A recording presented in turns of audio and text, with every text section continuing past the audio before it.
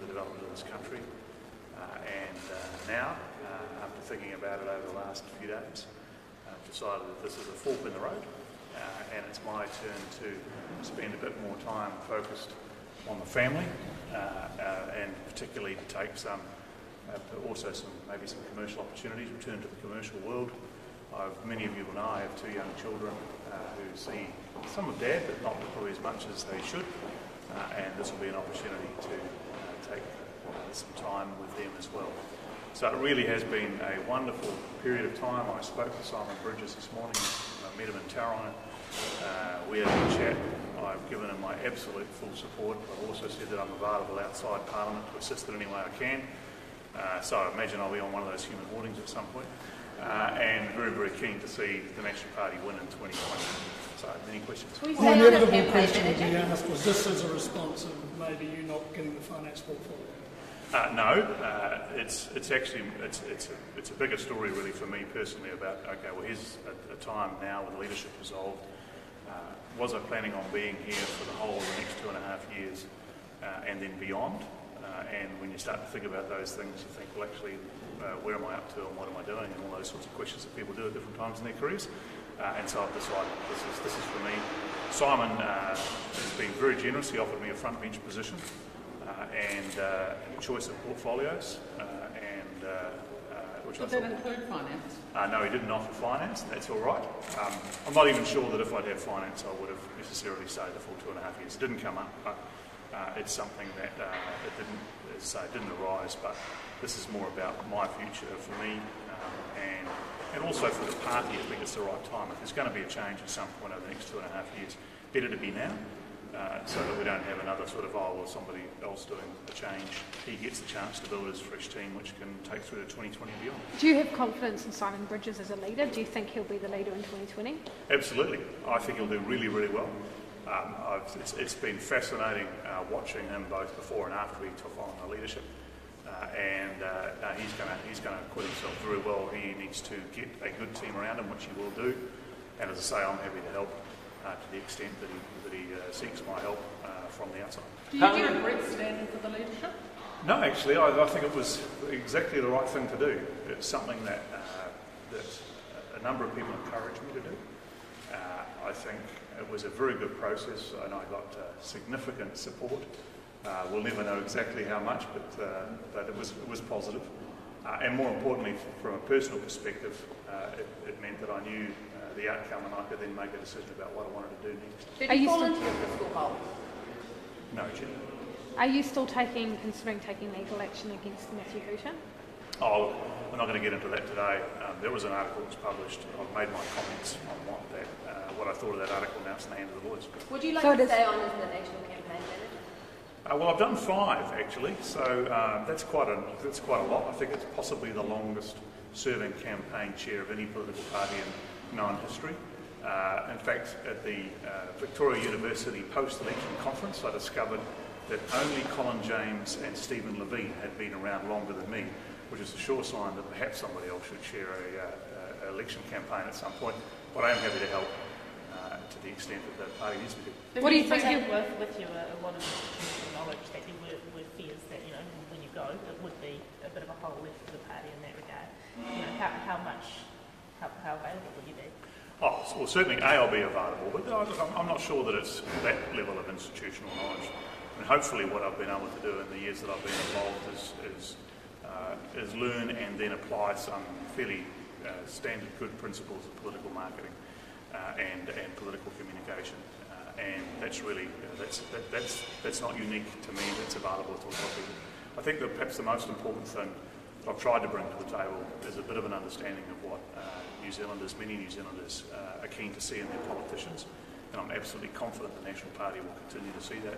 We are the party of small businesses, of people bringing up their families, of those who are trying to strive and get ahead, and that doesn't change with any personality, frankly. It's been an 80-year mission and it will continue long after I'm in a rocking chair. Does this mean that the column and the public criticism around that, was that a bit of a tipping point for you in terms of weighing Sorry, what was that, Joe? The column and that public criticism, did that play any role in the decision? No, I'd already been thinking about it long before that came out. Last Tuesday morning, you were ready to commit to the next election. That's correct. And possibly the next 3 years after that. Indeed. In less than a week, you're pulling out of Parliament.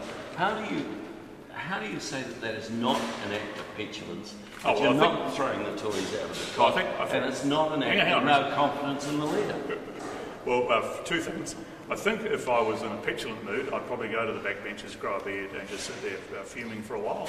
And that's sort of the time-honoured way in which you do that thing in this Parliament. That's not my approach.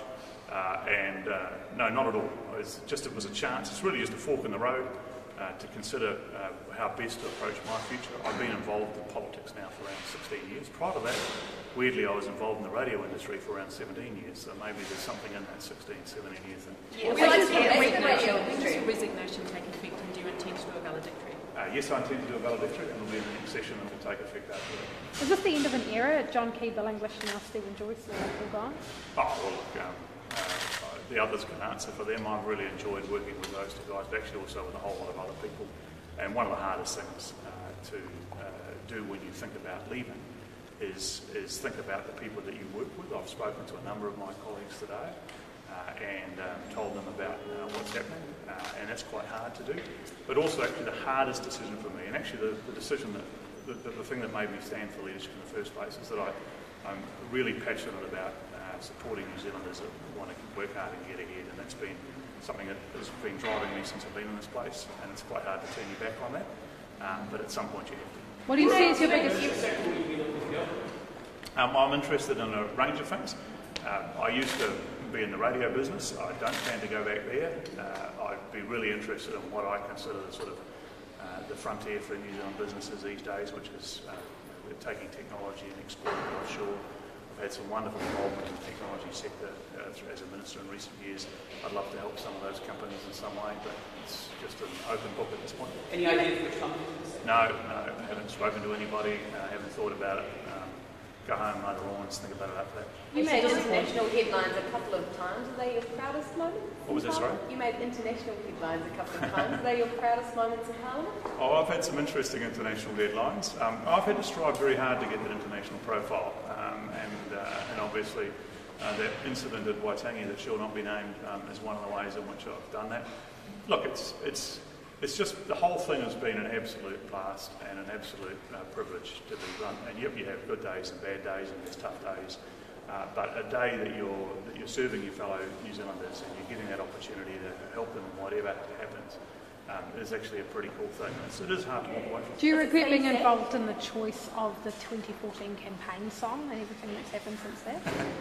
No, I'm not going to get into that. Do you think pretty legal was the right thing to say? Even now, I'm not going to get into that because I understand that the court case is still ongoing, so I won't be getting into that today. Do you still think it was pretty legal? Okay, we're just not going to go there today. Judith Collins or Amy Adams? Sorry? Do you regret the $11.7 billion hole? Absolutely not. And that's one of the many things that this government is going to struggle with, is how tight they've set themselves up fiscally over the next couple of years. I actually think the team that Simon's putting together will be able to unravel them on that, but also on a number of other things. Because, frankly, not ready to govern. They've been appointed by Winston Peters, and that's really how they've come into the role. That's legitimate, but I think we're seeing all sorts of signs they haven't thought the thing through.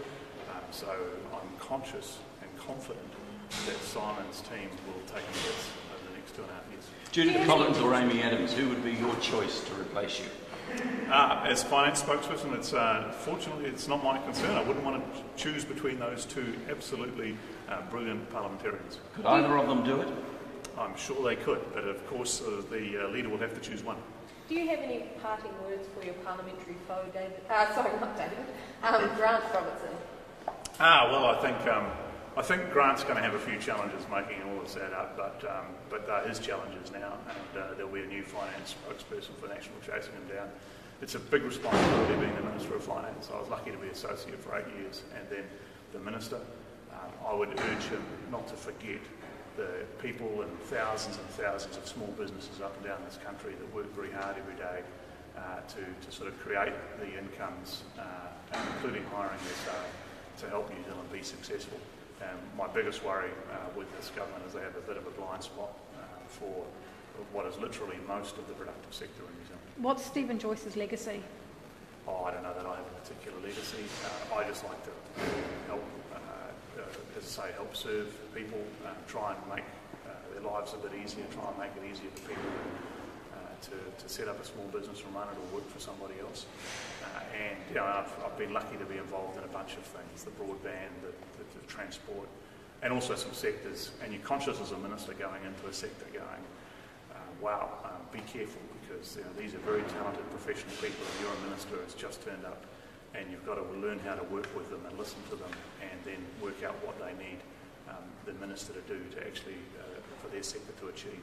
And that takes a bit of doing, and I've been so lucky to be involved with probably half a dozen to 8 sectors like that. What are you proud of achieving in politics?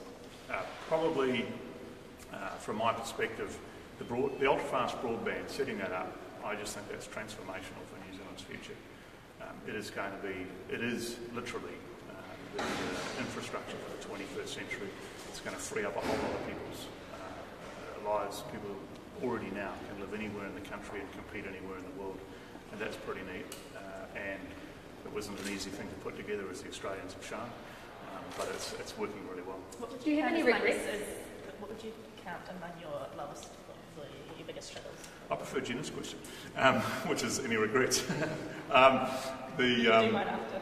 Yeah, I do. Yeah, I'll do yours after.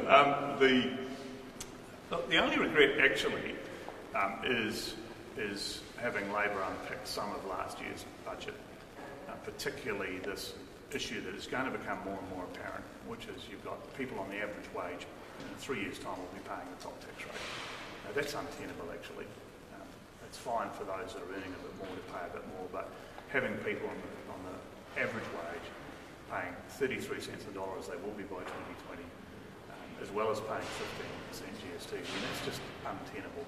So I'm just disappointed that they changed that. It's probably my biggest regret. That sounds like a regret for Labor, not a regret for Stephen Joyce. Well, it's a regret that it hasn't happened, is my point. Toughest one? Oh, there's been lots of them. Sometimes you walk into a situation and you've just got to keep working on things. And I think of NovaPay as one example, which is, I had to pick it up. It wasn't in good shape, and it was a pretty tough few months getting it to a position where it was able to do the job it was set up to do. There's lots of reasons why that happened. As often as the case, go back through a couple of governments.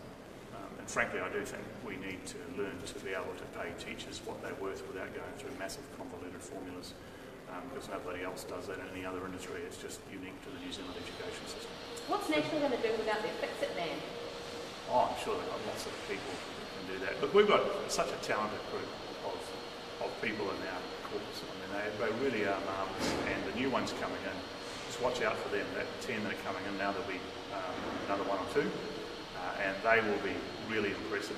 So people will look back in about 5 minutes and say, Stephen, Nicola Willis, do you expect Nicola Willis to replace you? And what's it, sorry? Do you expect Nicola Willis to replace you? I think she's the next one in off the list, so yeah, I imagine that she will be coming in, and she'll do a fantastic job. She's a very talented one. It's her birthday tomorrow. Is it? This is a gift. Happy birthday. After so long in government and so many achievements, is it disappointing to be leaving now after a series of failures? A failure to get into government, a failure to get leadership? Well, I don't see it like that, but the thing about politics, you have to take it rough with the smooth, and again, most of the people that are here today know that that's happens. Nothing ever, you can never bat 100 in politics. I just think that I've been lucky to be involved in a range of things and make a contribution, which I'm very proud of, and hopefully when my family looks back on my time in politics, they'll say, actually, that was pretty cool. Do you regret parts of the Northland by-election, perhaps some of the promises you made there in the bridges? For those that remember the Northland by-election, the simple fact of the matter is we'd sort of lost that one before we started, particularly once Labor had collapsed their vote in behind Winston Peters, and interestingly, in the subsequent election when they campaigned for their candidate, the result turned around the other way. So you don't think National made mistakes in that campaign? There's often at least lots of talk being made. There's always lots of there's actually lots of mistakes in politics, and most of them never go seen. I mean, you could do some things differently again, but I think it would have been very hard to win that by-election. What's your biggest mistake in politics? Sorry? What's your biggest mistake in politics? Oh, there's been some, but I don't propose to categorise them for you. Have you spoken to John Key about I spoke to John in the last few days. Didn't tell him that I was going to. I haven't had a chance to talk to him today. I have spoken to Bill, landing in Sydney, and had a bit of a chat with him and told him what's happening. And I'll no doubt catch up with John or something. What's your family's reaction been? What's your family's reaction been?